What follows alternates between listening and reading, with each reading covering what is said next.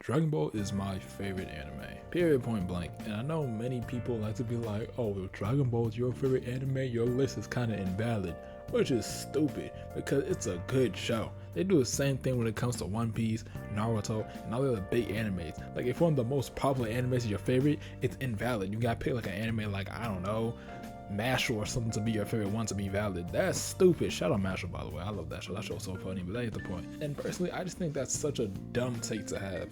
But the take I want to talk about today is that Dragon Ball be carried by nostalgia. This take might be the most boneheaded take I've ever heard, but at the same time, I kind of see where they're coming from. Yes, there are some people who think Dragon Ball is just straight up the best anime and refuse to watch any other anime because they won't top Dragon Ball, which is dumb, bro. Please sit down, watch some Naruto, watch some Attack on Titans, watch some One Piece, watch some Link Click. Yes, I am promoting Link Click today.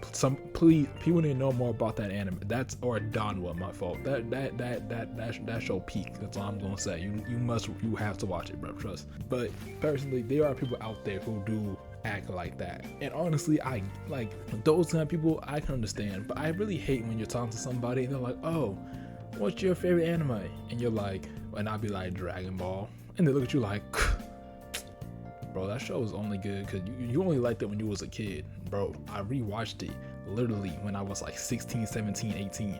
I still liked it then too. Like, I liked it when I was a child. I liked it when I was a teenager. I look now entering my adult life. I've always liked Dragon Ball. Nothing changes, right? Like, that's such a stupid take to have. And you know what makes it kind of worse? It's the fact that we have had Dragon Ball, Dragon Ball Z, Dragon Ball Super, and now Dragon Ball Daima. And the thing is too, these shows keep coming out and like, people still love Dragon Ball. It's not like now Dragon Ball comes out and since we're all adults, we don't care for it no more. No, we still love it. That take is dumb, and I don't like the whole, oh, Dragon Ball is only good because you watched it when you were a kid.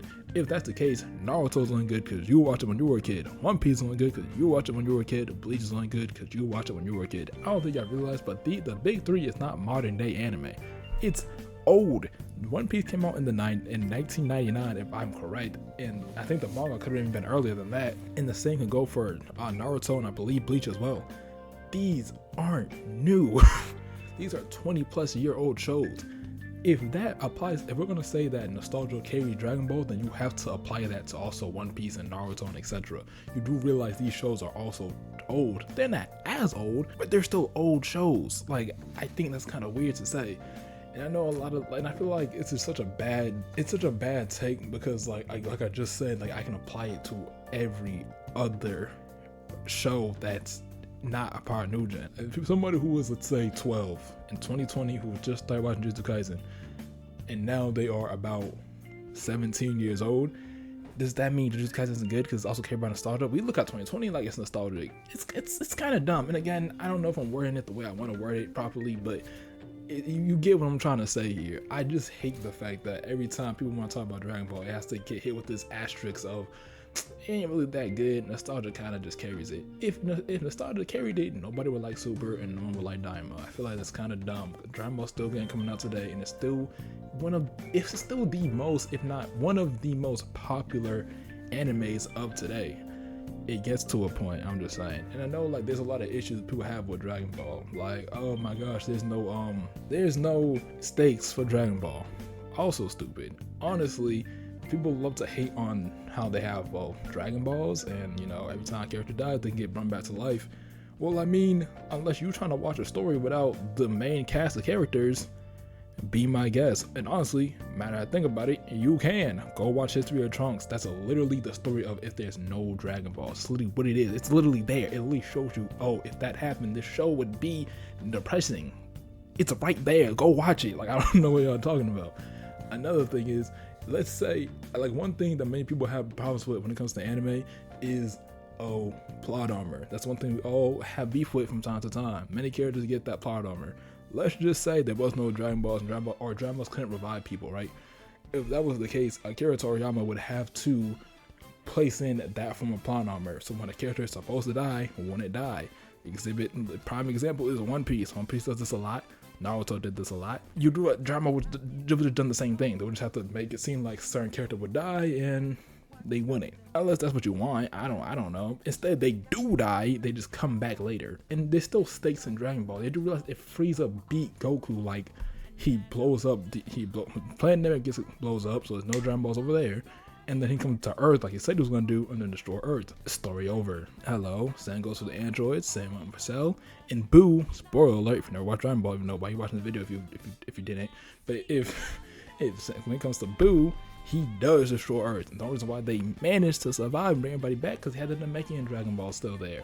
And if you want to say that's Mickey, I mean, I guess. I just feel like Dragon Ball gets a lot of bad rep from first time to time. It's like a little unfair because I feel like if you're gonna judge Dragon Ball for this, then you should also judge it like many other animes do this. I feel that's kind of unfair. Another prime example is, I know we were talking about like nostalgia and stuff. I don't know how I got so off topic, but we're already here, so like, you know what I'm saying? You know what I'm saying? But one other thing I'd like to mention is Dragon Ball has bad pacing. Yes, it does. Here's your solution: Dragon Ball Z Kai. Problem solved. I know people like to say Dragon Ball Z is better than Kai. I'm not here for that argument. I grew up off of Kai. I do think Kai is better because, again, it takes out all the bad pacing that was in the show. And yeah, if you want the amazing OST that plays in the, if you want the amazing OSTs and background music, then I mean, yeah, there you have Z, and there are some key or amazing quotes that were in Z that's not in Kai because Kai follows the manga and Z didn't. Like a lot of the things that you loved from Z weren't even canon. But I ain't gonna cap, Majin Vegeta's line was kind of fire. Like Majin Vegeta did go crazy on that quote. Like I ain't gonna cap. Meaningless, huh? What do you know of meaningless? But no, look though, like I feel like we gonna talk about pacing for Dragon Ball, and I don't want to keep talking about One Piece. But if you are a huge One Piece fan, but you hate Dragon Ball for its pacing, buddy, you shouldn't be talking right now. One Piece pacing is might be worse than Dragon Ball's pacing in my personal opinion. One Piece's pacing is horrible. Another thing I like to mention is the whole, oh, they take too long to finish off the bad guys. One Piece, that also has the same. Again, I don't know why I keep using One Piece, but many people will give One Piece all the credit in the world and then look at Dragon Ball and judge all the things it does and not fail to realize that, oh hey, One Piece does the same thing. Yeah, bad pacing, yeah, they do that.